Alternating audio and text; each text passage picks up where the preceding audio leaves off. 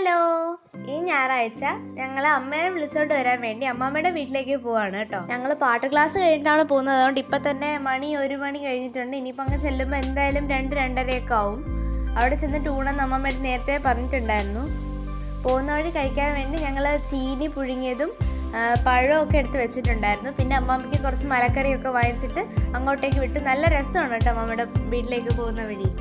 ഇതിപ്പോൾ അടുതലയാണ് സ്ഥലം.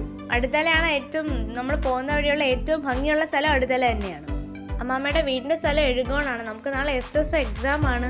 അപ്പോൾ നമ്മൾ ഗൈഡൊക്കെ എടുത്ത് കൈ വെച്ചേക്കാണ് അവിടെ ചെന്ന് പഠിക്കാമെന്നുള്ള ഒരു വിശ്വാസത്തിൽ. ഇനി അങ്ങോട്ട് പോകുന്ന വഴി നെടുമങ്ങാട് എത്തുമ്പോൾ അവിടെ ഒരു കടയുണ്ട്. മധുരസേവ കടയാണ്. മധുരസേവ കട എന്ന് പറഞ്ഞാൽ നമ്മളവിടുത്തെ മധുരസേവയുടെ ഫാൻസാണ്. അവിടെ കടയിൽ മധുരസേവയിലെ എല്ലാ സാധനങ്ങളും ഉണ്ട്. പക്ഷേ കൂടുതൽ അവിടെ ആൾക്കാർ വരുന്ന മധുരസേവ വാങ്ങിക്കാനാണ്.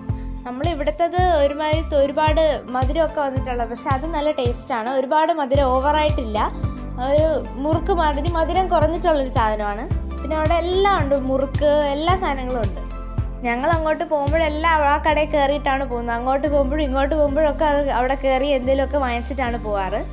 വണ്ടിയൊക്കെ ഇവിടെ പാർക്ക് ചെയ്തിട്ടു. ഇനി ഞങ്ങൾ അമ്മാമ്മയുടെ വീട്ടിലേക്ക് നടക്കുകയാണ്. സ്ഥലം എത്തിയിട്ടുണ്ട്. എന്തായാലും വെളിയിലാരും ഇല്ല. അകത്തേക്ക് ഞങ്ങൾ ചെന്നപ്പോൾ അമ്മാമ്മ അവിടെ സീരിയൽ കാണുകയാണ്. എൻ്റെ ഇപ്പുറത്തെ മുറിയിലാണ് അമ്മ സാധാരണ കിടക്കാറ്. അപ്പോൾ അവിടെ അമ്മയൊക്കെ എണീറ്റ് വരുന്നുണ്ട് എല്ലാവരും. ഇനി അമ്മാമ്മ ഞങ്ങൾക്ക് ഫുഡൊക്കെ എടുത്തു തരാനുള്ള ധൃതിയിലാണ്. ഞങ്ങൾ വരുന്ന വഴി എന്തായാലും ചീനി കഴിച്ചിട്ടാണ് വന്നത്. ഇപ്പോൾ ഇവിടെ വന്നപ്പോൾ പിന്നെ ഇവിടെ ഉണ്ട് ചീനി. പിന്നെ അമ്മ ഇവിടെ നല്ല സൂപ്പർ ടേസ്റ്റി മല്ലിയിലൊക്കെ ഇട്ട രസവും പപ്പടവും പരിപ്പും ഒക്കെ ഉണ്ട്. ഒരുപാട് കറികളൊക്കെ ഉണ്ട്. അപ്പോൾ എല്ലാവരും ലൈക്കും സബ്സ്ക്രൈബും ചെയ്യാൻ മറക്കല്ലേ. പുതിയൊരു വീഡിയോയിൽ വീണ്ടും കാണാം. Bye bye.